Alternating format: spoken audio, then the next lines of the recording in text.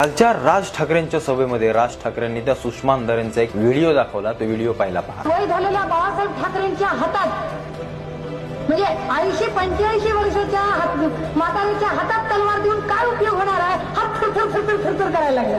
हा व्हिडिओ पाहिला. ती बाई कोणाविषयी बोलते? हिंदू हृदय सम्राट सन्माननीय श्री बाळासाहेब ठाकरेंवरती बोलते. हे बोलत असताना ती सगळ्यात महत्वाची गोष्ट म्हणजे उद्धव साहेबांनी या बाईला त्यांच्या पक्षातले एक प्रवक्ता नावाचं एक मोठं पद जे असतं ते पद दिले. मला एक गोष्ट म्हणजे ते राज ठाकरे पण काल बोलले आणि मला देखील एक प्रश्न पडला, म्हणजे आतापर्यंत खरंच नव्हता पडला, की या उद्धव साहेबांना कधी असं नाही वाटलं का की या बाईने सर माझ्या बापावरती असं काहीतरी बोलले? म्हणजे तुम्ही आम्ही एक जर असतो किंवा आपल्या बापावरती असं जर कोण बोललं असतं तर त्याला आपण आपल्या घरात तरी घेऊ शकतो का? एक साधा प्रश्न आहे. जे उद्धव साहेबांची सगळी लोक आहेत किंवा मी कोणाच्या वैयक्तिक बोलत नाही, पण माझं वैयक्तिक मत आहे की बाळासाहेबांवरती बोलण्याची या बाईची खरं तर लायकी नाहीये. आणि दुसरी गोष्ट म्हणजे उद्धव साहेबांनी या बाईला स्वतःच्या पक्षात घेऊन त्या खरोखर त्या पक्षाचं पावित्र्य संपवून टाकलंय.